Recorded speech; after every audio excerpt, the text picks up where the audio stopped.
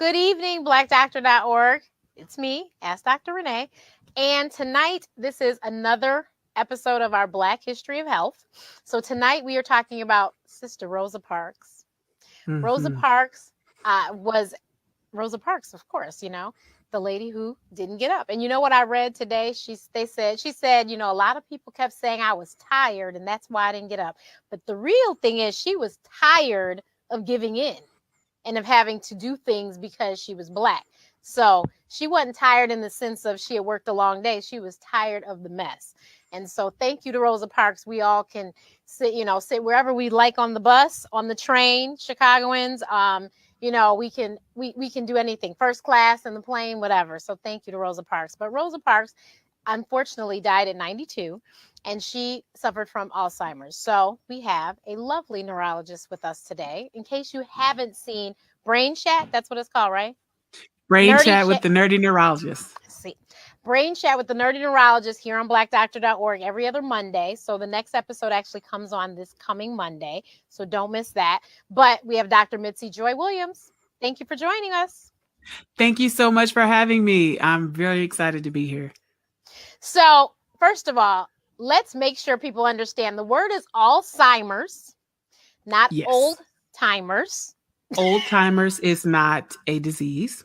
It is Alzheimer's. Dementia. Alzheimer's. So I always thought the two were very different. Can you help me to understand that?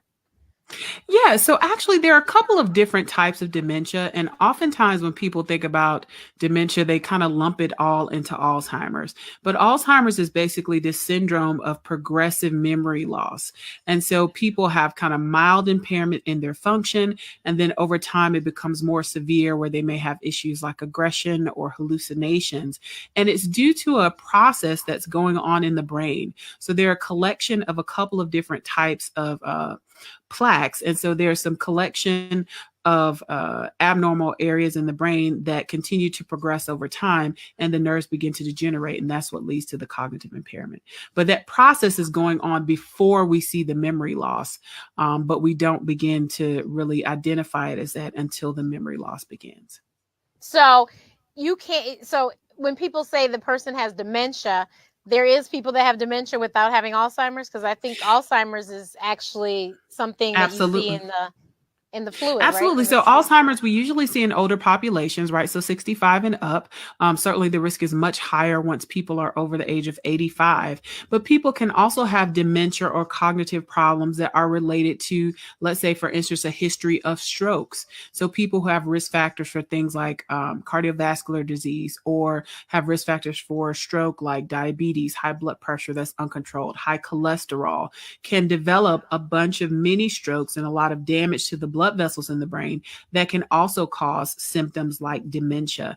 And then, of course, there's another process called Lewy body dementia, which again involves deposits of certain materials in the brain, but it's different from Alzheimer's and progresses very quickly. Robin Williams had a form of Lewy body dementia, the famous comedian. And so the presentations are a little bit different. And so Alzheimer's kind of winds up getting lumped together with everything, but it really is a specific disease with specific pathologies or problems in the brain. So because there's also been diagnosed people who have early Alzheimer's, and early would be obviously prior to 65, 50 something, like even Robin Williams. I don't think he was 65. No, he was not. He had Lewy body dementia, but he wasn't that old. But I think of the basketball coach, and you may be able to help me. University. Pat, the women's basketball coach. Basketball coach. It's Pat something. I can't remember her last name, but I know exactly who you're talking about. She had early Alzheimer's, and that was one of the reasons why she retired early, because she was showing signs of early Alzheimer's. B. Smith is another one, early Alzheimer's, because B. Smith, may she rest in peace now, but she was not that old when she finally, when it finally came out that she was suffering from Alzheimer's as well. So often there also can be a hereditary component, right? So when people come in to see the neurologist and they're questioning a history of difficulty with their cognition or their thinking, or they're reporting memory loss, one of the first questions we ask is there a family history of Alzheimer's disease or dementia? Especially, is there a history of early onset? Now, once you get kind of over the age of 85 or so, certainly there are people who have clear memory and who are doing well, but it's really kind of, the risk is really increased the older you get. But certainly if someone's in their 50s, 40s, we definitely would not expect dementia unless there was some hereditary component to it or they have a family history of it. Okay, so what are the signs and symptoms? Because, I tell everybody after medical school, my short-term memory is so short you can't even see it. And before that, that's pretty short. Before that it was wonderful. But after med school, I'm like, if I don't immediately type it into my telephone or write it down, it's gone. Right. So, I'm not diagnosing myself with anybody's early anything. So, right. So what are signs and symptoms? Because, as soon as you tell your parents, Mom, Dad, they think we crazy, but we're like, wait a minute. So what are we looking for? Right. So you're absolutely looking for things like memory loss. Often it will be short-term memory before long-term memory is affected. But I think it's also important to note that there are many things that affect our memory and our thinking. So for instance, if we're not getting enough sleep at night, that absolutely affects our short-term memory. If we are having in situations of severe stress. Sometimes stress or severe depression can present as what we call pseudo dementia, where people's short-term memory can be so severe that it looks like dementia, but it's actually related to the psychological effects of stress. So it would certainly be memory loss. And over time, people notice more difficulty or interference with their function, so it's not just memory loss, like I walked in a room and I can't remember. It's things like people have to repeat things to you over and over again and you still don't remember. Or people may note their family members are having the same conversations with them over and over again as if they never had them. Also, people, as it becomes more severe, may begin to have problems like hallucinations, seeing things that are not there. They may become paranoid or have personality changes. They may not be able to do certain household things like they used to be able to do, like wash the dishes. They may leave the stove on and forget to turn it off and maybe burn things up. So again, we see this progression, and often it's the point at which we see it interfere with someone's daily function and other people notice it, that they come for evaluation. It's more often not the person that's saying there's a problem. There's a family member or an outside observer that's saying this is a problem and is bringing them in to be seen. I see. Now, I have done lots of reading and praying that there is something we can do to prevent this from happening. Yeah, so that's a heavier question, right? So the problem is, right. So the problem is, unfortunately, we really don't have treatments for the underlying problems with Alzheimer's. So we do have some medications that may help the thinking a little bit. We certainly have medications that can help if people are having paranoia or hallucinations, things like that. But we really don't have medicine to address it. And we also don't really know when the process starts. So by the time someone comes to diagnosis with Alzheimer's and having those problems, that the brain deposits have already been developing over long periods of time. And there's really not a way for us to know that because the person is not symptomatic. And also those processes are not something that we would see on normal imaging that we would do. So if I got like a regular MRI for someone who has headaches, which is a picture of the brain or image of the brain, or if we got a CAT scan, we wouldn't really be able to see those tangles. We wouldn't be able to see those plaques that are forming due to Alzheimer's. So it's very elusive. Now certainly there are some things that are associated with increased risk, but they're often the things that are associated with increased risk for most diseases. So you're talking diabetes, you're talking cholesterol. There's a link to cholesterol deposits. You're talking things like being overweight or being obese. So certainly those general health concerns can help your overall health, but we really don't have a good understanding of how they may or may not decrease your risk for developing Alzheimer's disease. So there was something I read, and it was actually, she was a doctor, and I forgot what kind of doctor she was, but this woman, her husband had some form of dementia, and she Mm-hmm. started giving him a tablespoon of coconut oil. Mm-hmm. And she like, there's, there was articles, I don't know if you've read them, and she had pictures of what he would draw for the clock when she started that to where he was after, and how she couldn't even leave him at home alone Mm-hmm. in the beginning. And then Mm-hmm. after this treatment, quote unquote treatment, all of a sudden now this man can be at home and he can function, and he was back to doing things. Is that, was that a Yeah, luck? so it's difficult, right? So obviously, without me knowing that person's, Right. particular medical history, it would be very difficult for me to make any kind of determination. I would say within any disease, there are often anecdotes, right? So there will always be, no matter what disease it is, someone will say there's a supplement that they took, and things were totally, healed or gone back to normal, or they did this thing or that thing, and that totally alleviated their problems. And there's really not a way to dispute that. But I think the way that science works is that we have to have a certain number of people having the same result from that intervention to Right. really call it an intervention. So could that person have taken coconut oil and it helped them in some way? It's a possibility. But certainly that's not something that we look at routinely as a potential treatment for dementia or cognitive dysfunction.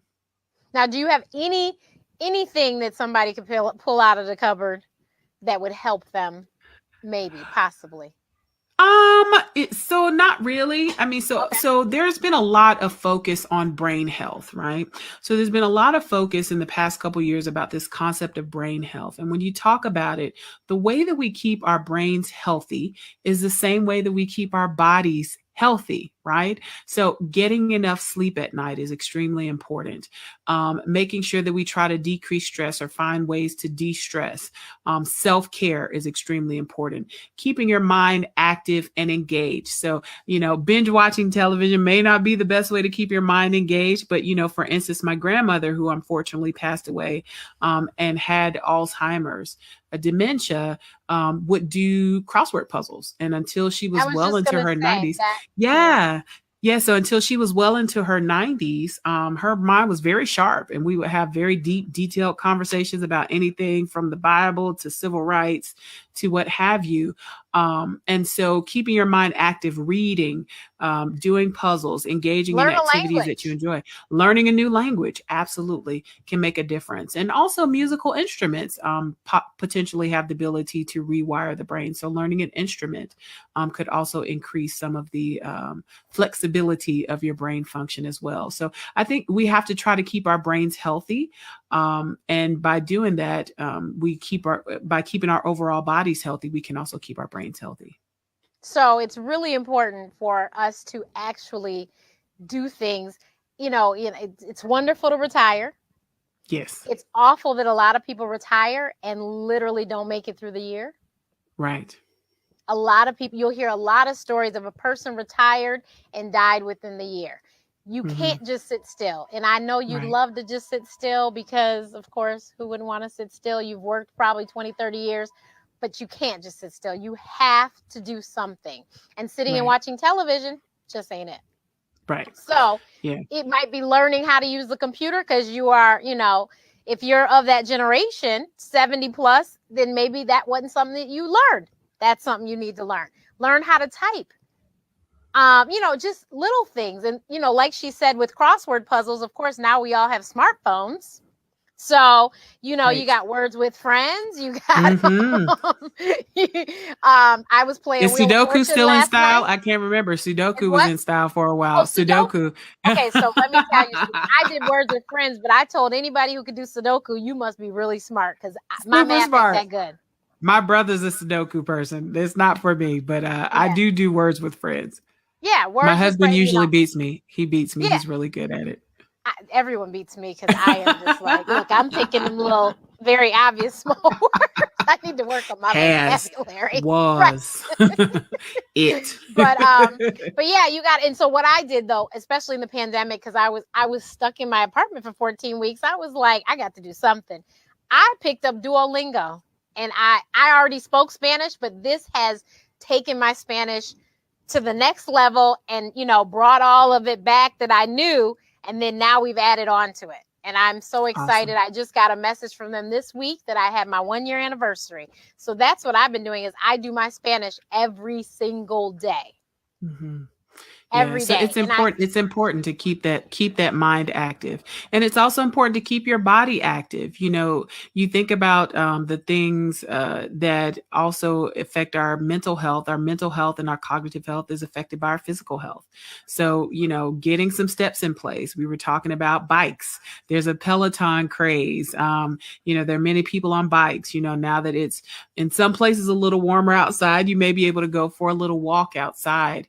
But keeping your body active is also extremely important to keep up your cognition and to keep your cognitive health intact. Now, Rosa Parks, you guys retired at 88 years old, which today in 2021 is probably unheard of because most people are like, I'm out. 65, 60. I'm out. 60, right, I'm out. Right. But she retired at 88, which is probably what did keep her mind really good until, because 88, that, and she was working for Congressman John Conyers. So that was not even she wasn't working an easy job. It was a real job, So God bless her. And she unfortunately had already buried her husband and her mother, her father, and apparently they all died of cancer, which is so sad. But yeah, so Rosa Parks, she knew what she was doing. She worked till 88. I've told everyone I'm not retiring. I was like, why would I retire? I do what I love. Right. So I feel like I don't work a day in my life. So why would I retire? Now, I don't know about that, Dr. Renee. I think I'm going to retire. I was with you until you said you weren't going to retire. But no, we got to get you in a lane of some place of working where it's like, oh. Yes. Yeah. Now there are things that I will still do, but doing practice and seeing patients every day, I definitely think I'll eventually retire from that. But I love the other things that I do. Yeah. But Rosa Parks was a really amazing, interesting person. And so I was, educating myself a little bit more about her, and she developed dementia very late in her life. Right. And so, as is the case with many people, and that's really kind of when she started to fall out of the public eye, was when she developed dementia. Because again, when we see this progression, oftentimes we see people in the beginning where they are a little confused. But I think the piece that's very difficult to deal with is really on the part of those who are caring for those who have Alzheimer's. So seeing firsthand a decline over time where my own grandmother went from being, just a little bit confused to having hallucinations and staying up in the middle of the night. And, that would keep my mom up. Or, we couldn't leave her home by herself. So trying to navigate finding caregivers or care partners, or the toll that it takes on family members is also, I think, something extremely important to assess and to acknowledge, and that family members have to make sure that they are seeking sources of help and seeking sources of care and even respite or breaks, because your mental stability will definitely affect your ability to care for somebody else or care for your loved one who has dementia. Yeah, it can be a lot. We had some family members, and so I completely well aware. We even had someone that had Lewy body dementia in my family. So we've been down that road. I understand. My grandfather, may he rest in peace, he had dementia at the end. And that was my buddy. His birthday is August 31st. Mine's the 30th. And so that was my boy. But he was, he was having hallucinations and stuff. And so we had to get my grandmother out of the home and stuff. So yeah, I totally understand. Yeah. Totally understand. Yeah. And I think that's the piece people don't see. I think when people think about it, they think about kind of the romanticized versions in the movies, like The Notebook, where she's kind of coming in and out and they float away together in the distance. But, in some cases, people become violent, right? They start fighting. They get paranoid. They think their spouses are cheating on them. And so there's a lot that people have to deal with. Sometimes family members have to move people out of the home for their own safety. Right. because their family member, especially if they're still mobile, could be literally kind of hurting them, and I think that's really the non-glamorous part that many people struggle with, but that still needs to be addressed, and kind of brought to the light, because it is a process of the disease. It's not the person, right? No. That person's cognition and brain has changed, but certainly there can be some stigma or some shame associated with that also. And like B. Smith, she got lost. Yeah. Um, and so her husband, they had to put out like, hey, we can't find her. And I think she was lost, like it was maybe, I don't think it was 24 hours, but it was like a whole day. And Hmm. they finally found her in the evening. But yeah, you have to be careful, make sure the Hmm. locks are set up in a certain way so people can't get out, because Yeah. she wasn't, she was able-bodied. Right. She could walk around, and so she walked out of the house and they didn't know where she was. Right. So you have to be very, very careful. Hmm. Are there resources for people that have to take care of folks with Alzheimer's? I know the So Alzheimer's absolutely. Association is like amazing. Yes, the Alzheimer's Association is amazing. Also, there's a great book called The 36-Hour Day, that's for care partners of people living with MS. And that's kind of like the manual of, helping and taking care of people with Alzheimer's. There are support groups in most cities, for care partners and caregivers of those with Alzheimer's, so that you can go and kind of talk to other people who understand what you're going through and help see what solutions they may have. There also is an Institute of the Aging, which has some resources, and also obviously the Alzheimer's Association. There's another group called Us Against Alzheimer's that has resources, and they recently created a brain health equity center that is focused on understanding Alzheimer's disease in Hispanic and Hispanic, Latinx, and African American communities. And so there are resources through that part of the organization that are trying to better understand some of the challenges that are faced in the Black community and for other minorities who are dealing with Alzheimer's disease. Also, I know that you are very passionate about music therapy. Is that something that Yes. could help these patients? So yes, so I am actually very excited about music therapy. One of the difficulties is that we intrinsically know that music helps, right? The adage that music soothes the savage beast really is true, and of course, we're not implying that anybody's family member is a savage No. beast unless your family member is a savage beast. But I would say that there is a new discipline that's developed in the past 10 years or so, 10 to 15 years, called neurologic music therapy, which is really fascinating. And actually, I got a certification in neurologic music therapy. And so there's this thought that music, which really activates all different parts of the brain, could possibly be used to bypass damaged areas of the brain and restore function. And there are certainly different techniques that are used for people who have language problems due to dementia or even due to stroke or other problems, where they're able to regain some of their function through singing. Also, people can have improvement in things like their ability to walk when you use cadence and rhythm to help with walking. And there are other techniques that are used for cognitive issues as well, not even just for Alzheimer's, but also for things like autism. And so I think it's really fascinating. Unfortunately, because it is a relatively new field, it's not covered often by insurance. But if there are resources available, either through the Alzheimer's Association, or if you have resources where you can reach out to your local music therapist group, then there may be some options there, or some options in rehabilitation facilities where they do music therapy. Awesome. And also I'm learning a lot these days. Veteran services apparently have a lot of services that they will assist caregivers, care partners, and the patients with.